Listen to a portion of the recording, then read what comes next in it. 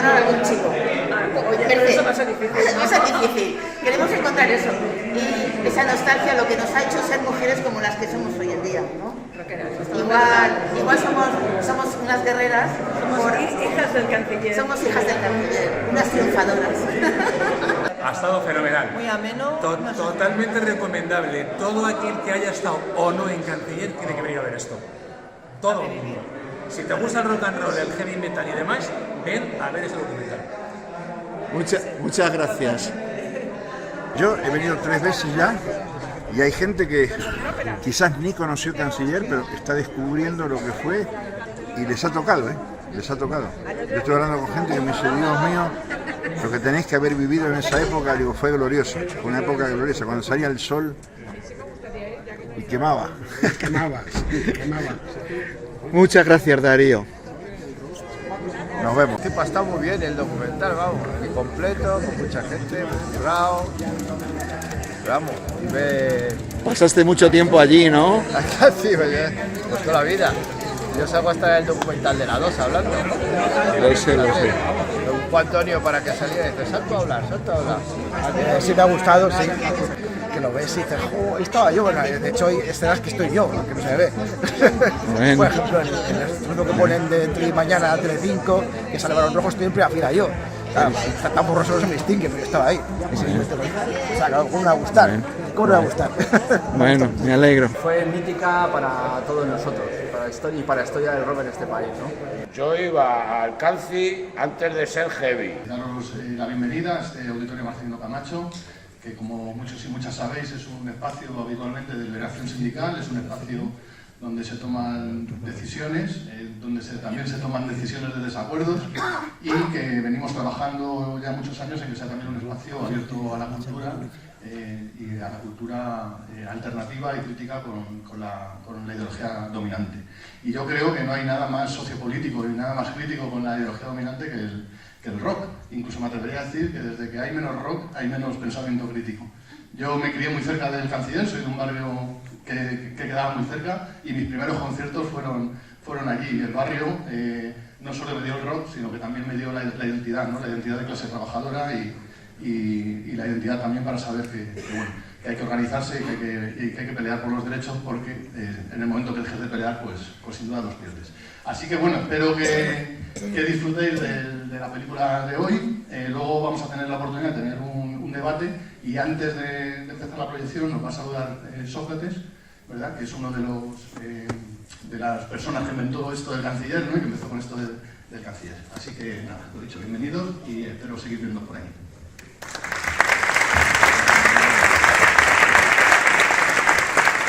Buenas tardes, bienvenidos, bienvenidas.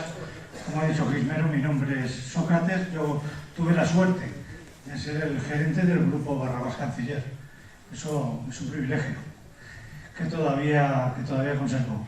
Y bueno, nos han brindado esta magnífica sala para poder ver el documental. Yo no os voy a contar nada más. Prefiero que lo veáis, saquéis vuestras conclusiones, hagáis un ejercicio de memoria y pasadlo bien. Un abrazo a todos y a todas. Gracias por venir.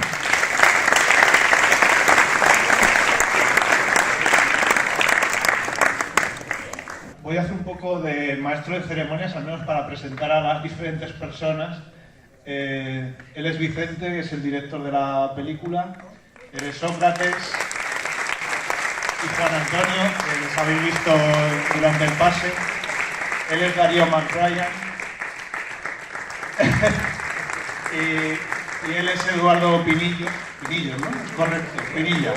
Vale, perdón, es que son demasiados detalles. Y nada, yo, por empezar un poco con este tema, para mí, siempre que se hace un coloquio, tiene mucho más valor lo que lo que ellos puedan decir, que bueno, que probablemente ya hay muchas anécdotas metidas dentro de la peli. Para mí tiene más valor las preguntas que pueda hacer el público. Desde ese punto de vista yo puedo estar abajo, digamos, entregando un micro para la gente que quiera hacer alguna pregunta y tal. Pero bueno, por abrir un poco el melón, ¿no? Vamos a... Sí, dime eso. No, le iba a preguntar a Vicente que cuál fue... ¿Me oís? Sí, más o menos. Estupendo. Sí, hola. ¿Cuál fue la motivación que te llevó a hacer este documental? Bueno, yo siempre cuento que yo no era un cliente asiduo de Canciller. Yo iba a Canciller, yo no era heavy, me gustaba más el rollo progresivo, tipo Yes, King Crimson, Rush, y era vecino del barrio, yo vivía en la calle Zambara, y entonces un compañero mío de instituto, que sí que era asiduo de prácticamente todos los días, de ir con sus colegas, me dijo, oye, mira, en Canci hay un momento determinado en que ponen un segmento de la música que te gusta a ti, y entonces yo me acerqué allí a ver lo que quería, lo que me interesaba, ¿no? Y cuando entré allí la primera vez me sentí un poco como Chiquitín, que es el de Esturión que dice que fue como cuando entró en las pirámides de Egipto y lo de Tutankamón, pues un poco así, ¿no? Pues yo conocía garitos y locales de rock, pero aquellos que era otro mundo, otra galaxia, otra dimensión. Y entonces, pues, iba de vez en cuando. Ya digo que yo vivía al lado y yo me solía acercar solo y me fascinó el sitio, la gente y demás. La motivación de por qué me dio por contar la historia de Canciller, pues primero porque me parecía muy injusto que la figura de una sala tan emblemática estuviese olvidada en favor de otras salas, voy a decirlo claramente, por ejemplo el Rocola, que estuvo muchísimo tiempo menos abierto y tenía menos capacidad para meter gente. Entonces me parecía muy triste y sobre todo muy injusto que eso se hubiese quedado en el olvido. Y también quería un poco, por mi parte, en plan egoísta, responder a varias preguntas. ¿Quién era la gente que estaba detrás de Canciller? ¿Cómo se creó? ¿Por qué lo cerraron? Y demás. Y esa fue la motivación para hacer el documental. Sí, yo quería decir, antes de comenzar todo esto, además de daros las gracias por vuestra presencia, yo quisiera hoy poner en valor la presencia de dos personas, que son nuestros invitados, que son Eduardo Pinilla y Darío Mabrayán. Darío como manager, como promotor y como publicista o empresa de pegada de carteles de muchos de los conciertos de Canciller y las otras salas durante toda la trayectoria. Y Eduardo Pinilla, pues, ¿qué te voy a decir? ¿Qué te voy a decir? Como profesional y como músico no voy a comentar nada, está todo dicho. Está fuera de toda duda su profesionalidad y su capacidad de músico.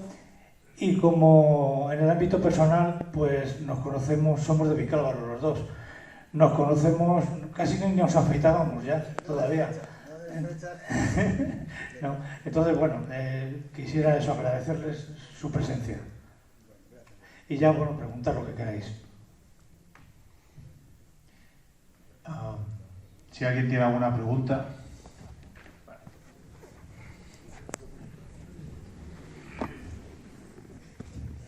No es una pregunta, es una explicación a un comentario que habéis hecho de que los heavies os abandonaron. Os abandonamos en esa época, ¿no? Yo iba mucho al Canciller y no es que os abandonamos, lo que nos pasó fue que empezamos a tener hijos, a pagar hipotecas. El grunge nos pilló, nos mató. ¿Qué nos pasó? Pues efectivamente, que es que dejamos no de ir al Canciller, dejamos de ir a cualquier sitio y no volvimos hasta hace 15, 20 años que no hemos vuelto otra vez a salir adelante, pero realmente no es que os abandonáramos, es que estábamos cuidando a niños, cambiando pañales y haciendo otro montón de cosas y no podíamos hacerlo en el Canciller. Era solo comentaros eso, no os abandonamos. Me refería precisamente a que nos abandonasteis cuando pasamos de alcalde López Casero a San Blas. Yo lo entiendo, porque San Blas en aquella época, pues la verdad que no tenía muy buena fama. Eso no significa de que la gente de allí ni fuese mala ni tuviese nada raro. Lo que pasa que había una época en la que la parte del metro de San Blas pues estaba bastante perseguida por varios comentarios que han hecho aquí algunos, en cuanto a que si iban, por ejemplo, a la salida del metro, le quitaban la entrada de un concierto o cosas así. como había pasado de verdad tan poco tiempo entre Canciller de López Casero y San Blas, pues sí que echamos en falta que poco a poco a las sesiones de discotecas y a las fiestas que hacíamos, pues no se aglutinaba la gente que nosotros podíamos esperar. Yo también entiendo que, a ver, estaban más lejos, había esos inconvenientes y pues la verdad es que entre unas cosas y otras no es que nos hubiésemos abandonado, que nos hubiésemos abandonado en cuanto a que íbamos viendo que cada vez las sesiones no tenían la afluencia de público que tenían en López Casero, y esto es de boca en boca, porque las salas, el éxito de unas salas es que esté llena. Si la sala está llena, pues cada vez va a estar más llena, porque estos son comentarios que se hacían de toda la vida, pues eso está hasta el culo, eso está hasta arriba, esto no sé qué, no sé cuánto. Si es al contrario, pues cada vez se va deteriorando más. Pues hay muy poca gente, cada vez va menos gente, y así sucesivamente hasta que ya, pues eso, vimos que no podíamos, la sala no podíamos subsistir con los ingresos que nosotros recibíamos de las facturaciones. Los gastos eran igual o eran más, ¿entiendes? Y de los conciertos, pues de verdad que no se podía vivir. Así que si en algún momento alguno se ha visto un poco, no sé cómo decirte, dañado o perjudicado por mis comentarios, le pido disculpas. Lo que más he hecho de menos es que se hable de la sucursal. No habéis dicho prácticamente una palabra. Y estaba lleno de gente la sucursal los sábados. Era imposible de gente. ¿Por qué cerró la sucursal? El documental se llama Canciller, el templo del rock. Pero habléis de Barrabás también. O sea que... Barrabás es el germen del que nace todo, y siempre concebí a la hora de hacer el documental y la estructura hablar de Canciller, y para hablar de Canciller tenía necesariamente que hablar de Barrabás, porque fue parte incluso de la promoción de la sala. O sea, Barrabás ha tenido un hijo y se llama Canciller, de hecho lo habéis visto en el documental. Entonces, se odian el resto de las salas simplemente porque no era la temática del documental. Se podía haber hecho un documental sobre el grupo Barrabás y meter todas las salas, pero la idea del documental... Una mención por lo menos que fue a ser un minuto y medio, ¿no? Algo, decir algo. Pero es que no he dicho ni una palabra. No sé qué decirte. Y bueno, preguntas tengo muchas, insisto, pero otra pregunta que tengo es la situación exacta hoy en día de Barrabás. Pues está ahí. No sé a quién pertenece, no sabemos...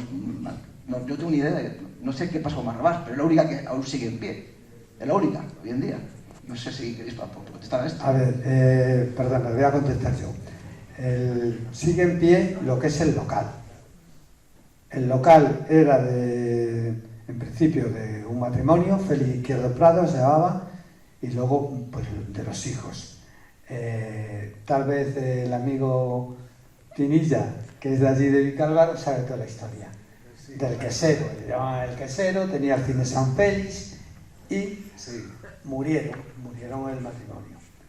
Pues a partir de ahí ya esto es la herencia de unos hijos.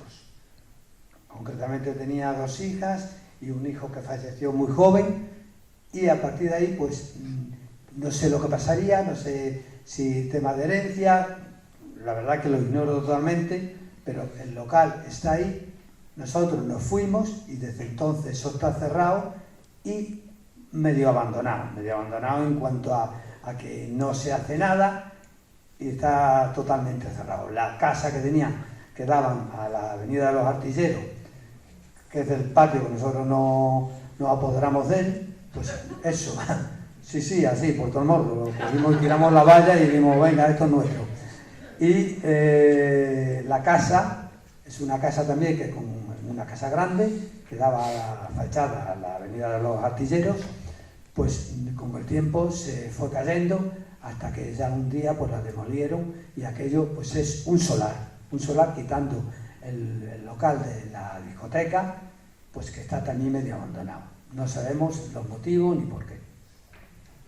Bueno, yo como vecino de Vicálvaro y músico, la verdad es que lo he vivido desde los comienzos todo toda aquella. Yo tendría 14, 15 años y nos colábamos por el patio que dice Antonio, pues claro, nos dejaban pasar. Y nos tirábamos por el patio, esperábamos el momento que no nos viese el portero para entrar y estar pues a lo mejor media hora o una hora hasta que nos echaba, los porteros nos veían por allí y decían estos chavales fuera. Y ahí lo que hacíamos era aprender a ver los grupos que iban tocando y entonces decía, joder, ha metido fa, sol, mi, pal, y me iba corriendo a casa a practicar. Es decir, yo he aprendido música en Barrabás y sí que es una pena ahora pasar por allí y no existe, pero forma tanto parte de mi vida y Canciller también. Es decir, ya siendo músico, pues he tocado en Canciller tantas veces y he ido a ver tantos conciertos y he ido tantas noches, porque ¿dónde ibas a ir? A un músico de rock, pues, y luego encima, teniendo estos amigos que ya te conocen, ese es el que se colaba. O sea, que no te creas que me lo han perdonado, pero luego sí me han perdonado y me han dejado tocar allí y he tocado muchas veces. Y entonces son los mejores años de mi vida, porque claro, si hablamos desde los 14, pero pongamos desde los 18 hasta los 30 años, ha formado parte de, no cada noche, pero sí una noche sí y otra también. Y entonces pues el recuerdo, cuando he visto a Antonio que se emocionaba, me emociono también, porque lo llevas dentro, aunque hayan pasado también muchos años de que aquello se acabó, pero está aquí y lo sigues viviendo, pues es parte de tu vida. Así que nada más que eso, que lo he vivido muchísimo y agradecido a ellos por todo el trabajo que hicieron, lo bien que estaba Canciller, era el mejor sitio de Madrid en ese momento para ir a escuchar rock, pero sinceramente, no había otro sitio donde tú pudieses ir a escuchar rock como era Canciller. Y entonces, pues bueno, pues ahora estamos aquí, pues no nos hemos muerto, estamos aquí, o sea que gracias por estar. La verdad que estoy totalmente de acuerdo con lo que habéis dicho en el documental. Es como que el mundo del rock y el heavy siempre ha sido mal visto y seguimos siendo mal vistos, sobre todo por la sociedad de hoy en día. Es verdad que es complicado, ¿no?, competir con los nuevos géneros musicales, ¿no?, sobre todo por el tema de adolescentes que se están yendo a otros géneros totalmente radicales al mundo del rock, ¿no? Y es verdad que es complicado competir con ellos.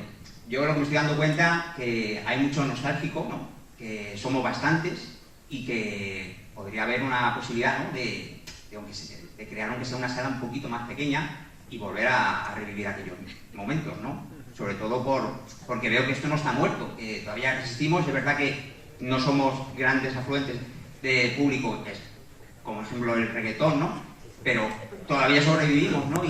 Y nosotros salimos los fines de semana, solemos ir a los Bajos de Argüelles. Es verdad que no era lo que hace 20 años, pero vemos que todavía hay sitios en los cuales podemos divertirnos y podemos pasarlo bien.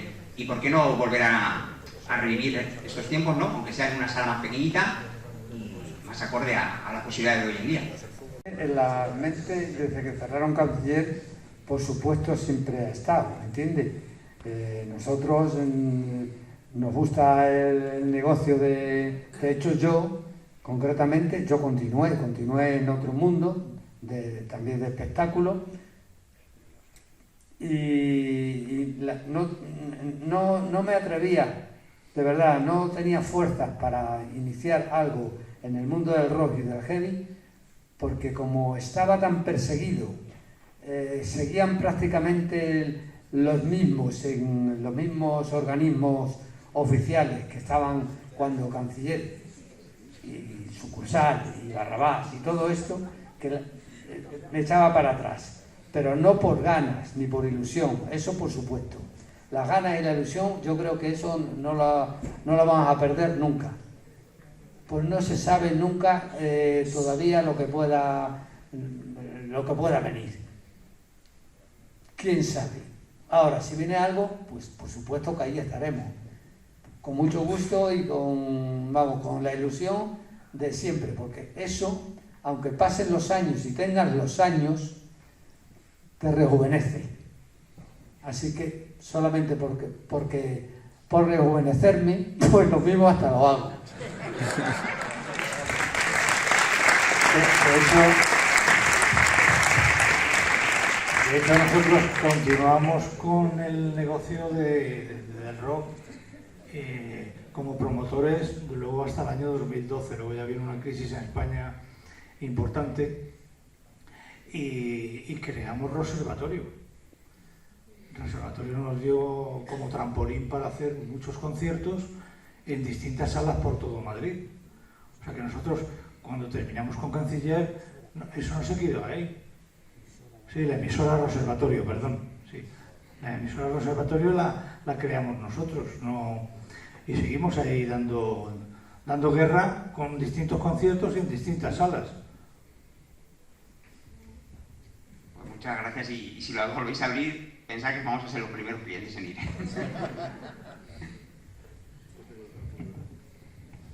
Darío dice que pega los carteles.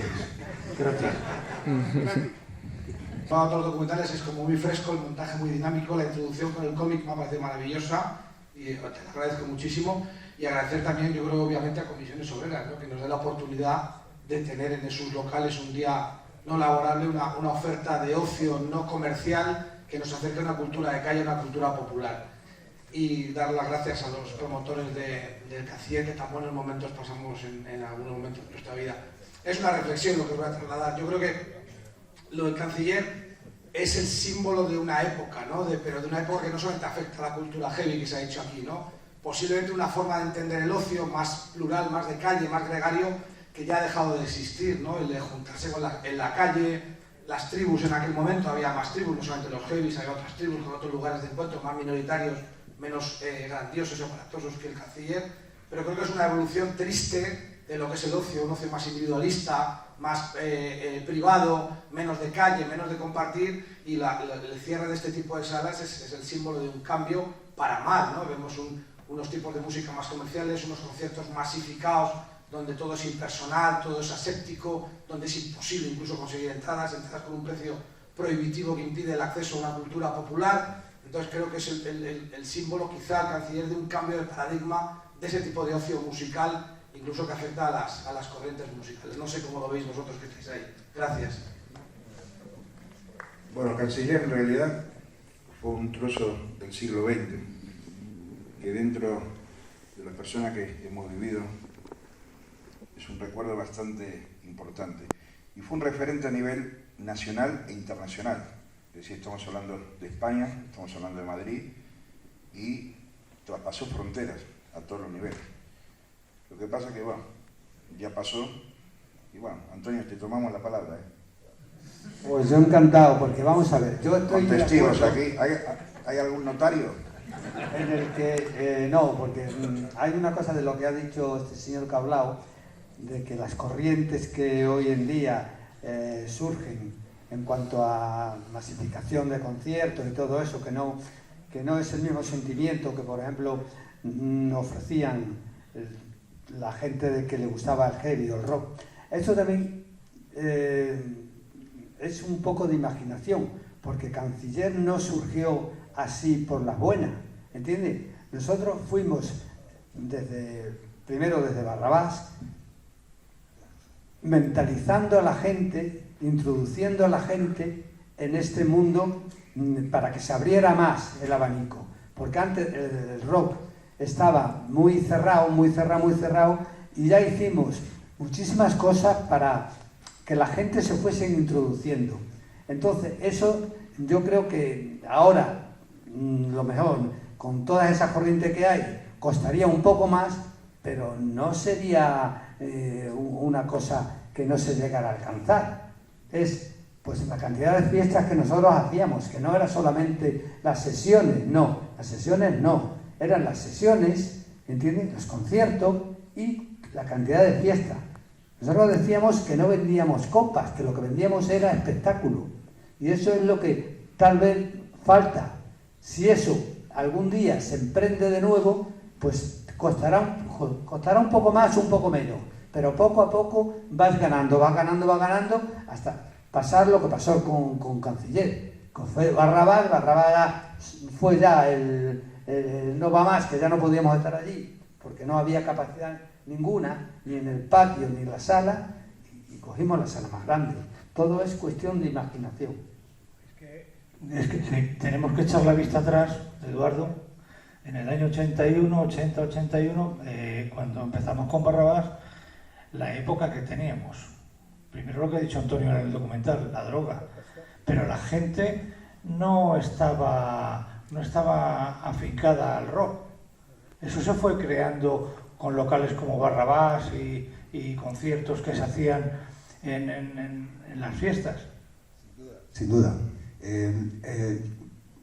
Diría que no había una sala en Madrid. O sea, yo en aquel momento estaba con New. Si ibas a tocar en Madrid, en Canciller o en Barrabás, es que no. Hoy en día hay muchas salas para conciertos, para 1000 personas, en fin, pero en aquel momento no. Y entonces era un referente y además sabías que tenías ese público, que ese público se fue haciendo, y en la música también fue pasando a los grupos españoles. Empezamos a tocar a un nivel que ya era aceptable, es decir, hasta entonces había algún grupo de rock, pero hasta ese momento no habían grabado, no había discos, en fin. Entonces ahí empezó la vida para gente como yo y para Darío y todos nosotros. Empezó la vida. Podíamos tocar, empezábamos a tocar bien y empezaron a salir grupos en España de nivel, en fin, pues lo que estoy hablando de Barón Rojo, Bush, New, Coz, en fin. Eso fue un momento mágico, de verdad, mágico. Y además Madrid, en aquellos momentos, era la ciudad más importante del mundo en ese sentido. Parece una tontería, pero Madrid no se cerraba. Madrid, tú salías por la noche y al día siguiente, eran las 8 de la mañana, estabas volviendo a casa, pero al día siguiente volvías a salir, o sea, a diario, no era como ahora.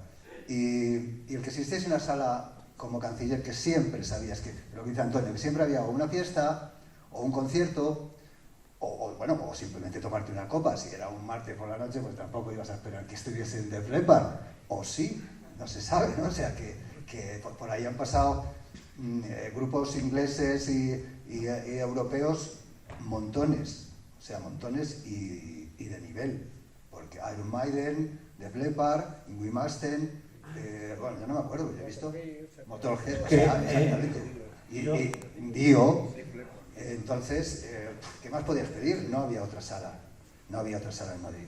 Pero esos grupos ya estaban más o menos consolidados. Sí, pero sí. yo como anécdota os puedo contar, y es que lo estoy viendo, si pudieseis haber visto la cara de ilusión la primera vez que tocó Extremoduro en Canciller, que fue con el grupo Aldebarán, se acercaron con un camión, llegaron de Extremadura con un camión, y el camión de estos antiguos, recordáis, de lona, y dentro la pea de escenario. Y los tíos estaban flipando porque estaban tocando en Torreta, lo he dicho en el documental, que me he visto abajo y ahora me veo arriba. Pues eso se ha trasladado a Extremoduro y trasladado a tantos y tantos grupos. Darío ha llevado muchos. Tengo una anécdota del estreno de Extremoduro en Madrid.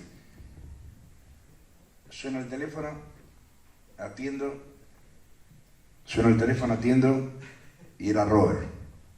Y me dice, mira, somos una banda que nos llamamos Extremoduro, vamos a hacer nuestro primer concierto en Madrid y, bueno, tenía y tengo una empresa de publicidad relacionada con el show business, Publies, y me dice, y tengo que hacer una pegada de carteles. Digo, bueno, perfecto. Dice, ¿me podés aconsejar, me podés orientar? Digo, sí, esto, pim pam. Dice, bueno, pero tengo un problema, que no tenemos dinero. Y entonces y le digo, bueno, vamos a ver cómo podemos hacer. Yo estaba abierto, como siempre, a tirar una mano, ¿no? A gente nueva. Y me dice, pero te voy a hacer una propuesta. Te podemos pagar con 2 jamones. Sí, porque trabajamos en una fábrica de jamones en Extremadura. Y le digo, bueno, perfecto. Y me dice, genial. Hicimos la campaña, qué rico que estaban los jamones. Mirá, está mi mujer ahí, ¿a qué sí? Y nos pagó con 2 jamones. Extremoduro, estamos hablando, porque lo importante no es cómo se comienza, sino cómo se termina, ¿no? Y mirá por dónde. Y no llenaron, ¿eh? Metieron 1000 personas ese día, no llenaron. Llenó la mitad del aforo de la sala. No fue por la pega de carteles, ¿eh? No. Bueno, yo ahora que hablo de Extremoduro, os puedo decir que la primera maqueta de Extremoduro la tuvimos nosotros, porque entre otras cosas tampoco hemos hablado de la compañía discográfica. Tenemos Producciones Barrabás, que grabamos bastantes grupos, empezando por Ñu, que grabamos 2 en directo y otro en estudio. Por Reta la grabamos 2 o 3 discos, Boicot también, Alaiste otros cuantos, y Salon, o sea, President, un grupo que salió del festival que hacíamos de grupos noveles, que eran de Salamanca, o sea que, y la primera maqueta me la llevó a mí Javier Gálvez y el Vallecas, Ángel el Vallecas, Extremoduro. Y eso que éramos, yo soy extremeño, y ellos son, Extremoduro era de Plasencia, bueno, Robert era de Plasencia. Y la verdad que no me llenó, que no me dio... A ver, iba Robert presentando eso y con todo mi respeto y sobre todo a él, que luego, pues eso, pues no me dio muy buena espina. Es que había que ver a Robert aquellos años. No me dio buena espina, ¿sabes? Sin embargo, grabamos a Borreta, a Boicot y a un montón de grupos. Bueno, perdimos una oportunidad porque mira, luego Extremoduro donde llegó, pero bueno, así es la vida.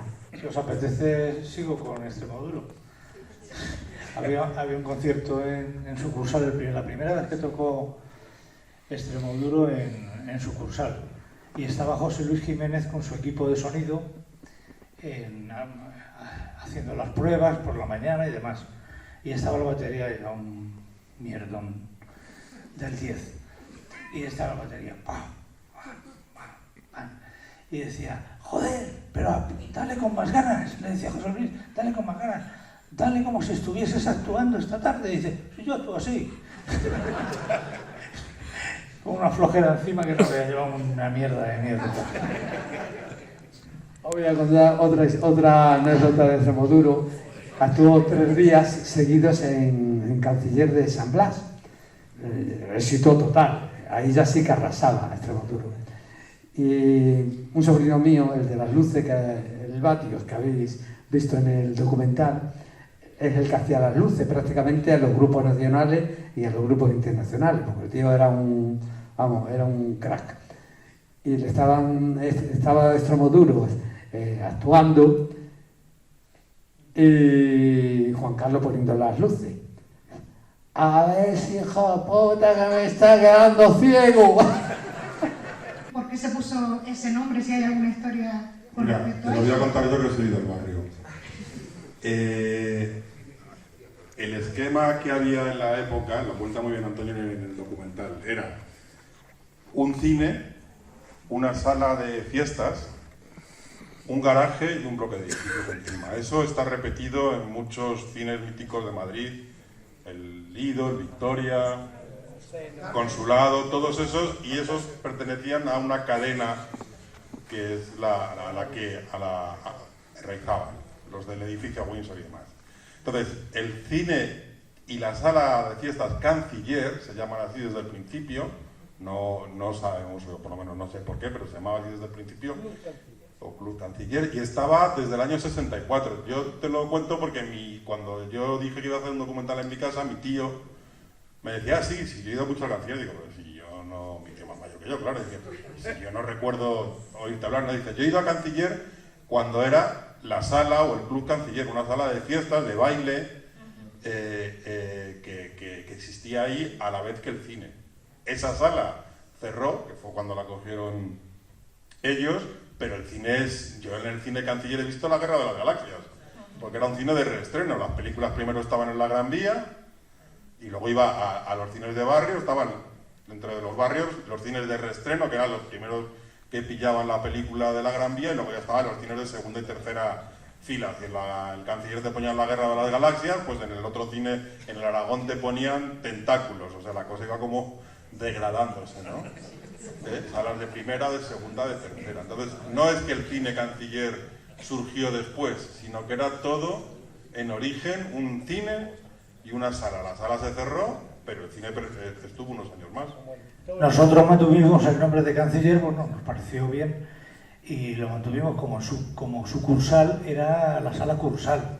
Y Mario, el DJ que aparece en el documental, en la oficina de allí de canciller, nos dijo, dice, joder, ¿qué nombre le ponemos? Tal, dice, pues Cursal, pues sucursal, como si fuese una sucursal de canciller. Y se quedó así.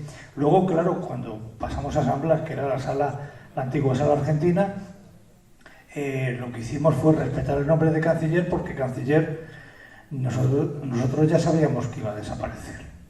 Nosotros ya sabíamos que el personaje el repugnante concejal, nos la iba a cerrar por las buenas o por las malas. Entonces, bueno, pusimos canciller porque era nuestra marca. Sí, además de esto, existía el Club Canciller, pero en aquella época esta gente tenía muchísimo poder. El grupo Reizábal tenía todas las salas de fiesta de Madrid y los cines y todo. Pero la imaginación no le llegaba muy lejos, porque no tenían ni registrado el nombre. Y el nombre lo tenemos nosotros, porque quien registró el nombre de canciller fuimos nosotros. Ellos estaban por encima del bien y del mal. Se pensaban que eran los amos y podían hacer lo que quisieran. Y eso se llamaba Club Canciller, era una discoteca donde iba la gente a bailar con gramola, como se ha visto, y también con orquesta. Incluso se llegó a grabar una película que la echan prácticamente casi todos los veranos, que se llama Chica para dos, que es del dúo dinámico. Lo digo por si a alguno le gusta. Chica para dos. Poder ver vídeos en el Canci para mí era la hostia, ¿no? La pregunta es sencilla. ¿Creéis que el éxito de los vídeos fue que hicisteis el VHS en vez del beta? Los vídeos, yo te voy a decir, los vídeos en el año 84, diciembre del 84, abrimos la sala y en enero del 85 ya estaba puesta la antena parabólica, que era la ITV la que funcionaba, y ahí está Manolo, que lo puede confirmar, que empezaron a grabar vídeos y luego traía vídeos también de importación, pues Richard, un amigo de Mariano García, traía muchos discos de importación de Londres y demás, pero sí, el vídeo fue fundamental para dar una novedad a lo que era una discoteca al uso, que no había en Madrid casi pantallas de vídeo. De hecho, la pantalla de vídeo la pusimos antes en Barrabás y la importamos de Alemania. Las pantallas de vídeo las importamos de Alemania. Aquí andaban tiesos de proyectores. Parece que era la marca Barco. Barco, sí, Barco. La comercializaba Barco. Y la antena parabólica, ERCA Comunicaciones, era una empresa grande. No, quería comentarle a la persona que ha hecho la pregunta que, bueno, supongo que lo sabrá. Es que no, desde aquí no veo si es mayor, joven. Como tú sabes, los sistemas de... Digo mayor, joven, por lo que voy a contar. Si tienes mi edad, sabes de qué me refiero. Sí, yo creo que sois un poco de la misma quinta. Vale. Es que aquí hay mucha luz. Me pasa como a Robert. No veo nada. Y cuando surgió el vídeo doméstico, había 3 sistemas que salieron. Estaba el VHS, que era americano, el Betacam, que era japonés, y el 2000, que era alemán. De los 3, el que mayor calidad tenía era el 2000. De hecho, hasta hace no mucho, o no muchos años, era el sistema profesional que se utilizaba en las televisiones para grabar las emisiones. Por parte de los americanos hubo un boicot, por el cual tenían también el apoyo de toda la industria americana, que se volcó en el VHS. Entonces había muchas películas que en sistema 2000 no salían. Las del beta, muy pocas, y el VHS es el que quedó como el sistema dominante, pero de los tres era el peor. Con esto te quiero contar que tú cuando te ibas a comprar un vídeo, lo normal que hacías era comprarte un vídeo VHS, porque era lo que era más asequible luego a la hora de las películas, de los vídeos, de comprar el material y demás.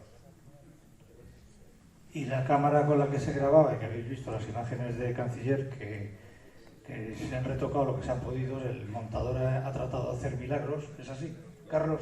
Los ha hecho. Bueno, no, Carlos no es el que hace los milagros, es todo una empresa de efectos. Nosotros lo que no quisimos era emplear la inteligencia artificial. Entonces han cogido las imágenes de la época, se han limpiado, se ha mejorado, tenía mucho ruido. El ruido es cuando en imagen lo ves mal, estaba todo muy reventado de luz y se ha hecho para que se vean bien, pero no sean falsificados, digamos. O sea, eso es lo que se grabó hace 40 años. Sí, esa cámara era una Betamavi que compró Antonio con Mariano García. Fueron en febrero del año 84, fueron a Galerías Preciados, si alguno os acordáis de aquella antigüedad, ¿no? Y pagándolo a plazo, y pagándolo a plazo. Y era, se compró deprisa y corriendo la misma tarde, porque ese día celebraba el Partido Socialista un aniversario por las elecciones. La victoria de las elecciones que habían ganado en Barrabás. Todavía no estaba abierto Canciller. En Barrabás. Y entonces se compró esa cámara para grabar allí porque, bueno, estuvo Juan Barranco, Barrio Nuevo, Tamames, varios políticos que todavía viven, claro, y estuvieron allí bailando. Estuvieron allí bailando.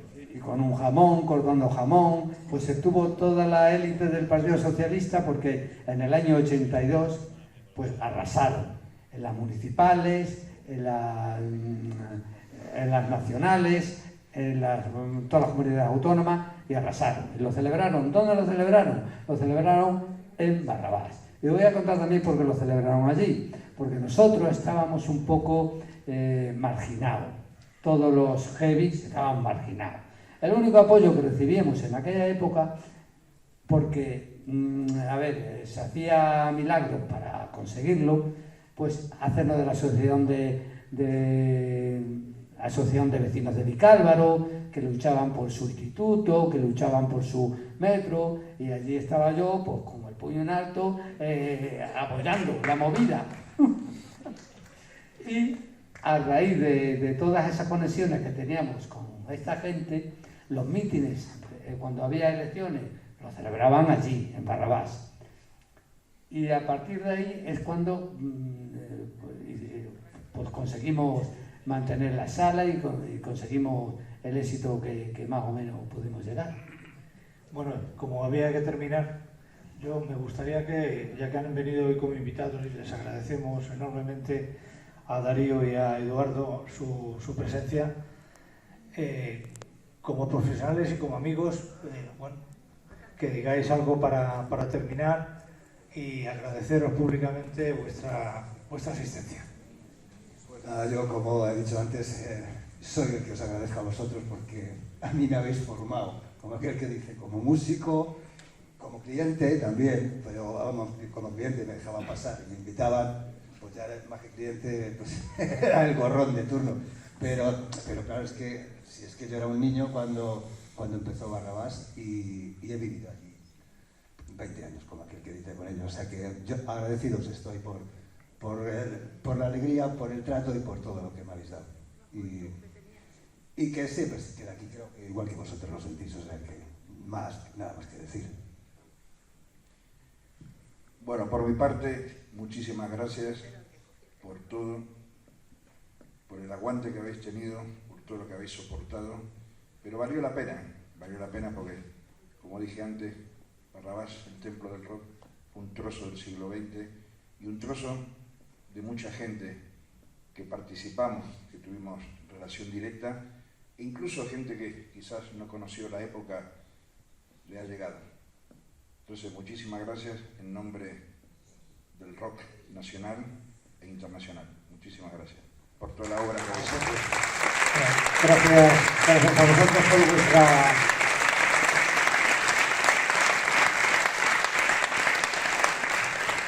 Gracias a vosotros por vuestra asistencia y como no, a Comisiones Obreras por cedernos este local magnífico para poder ver algo de cultura.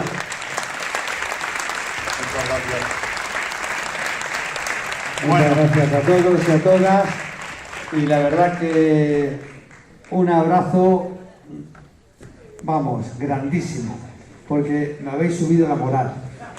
Y la tenía muy baja, ¿eh?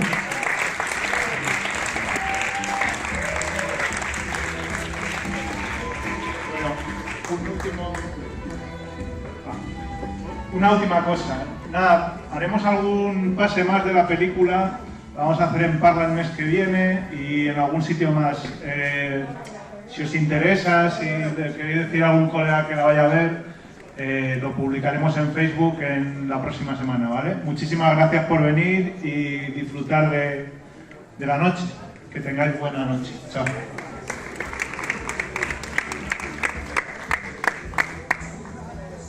Hijos del barrio, fortaleza. El Canfi fue local de ensayo. Cuando Robert nos dijo adiós, yo me abro. Algo se murió en nuestro escenario. No es suficiente una canción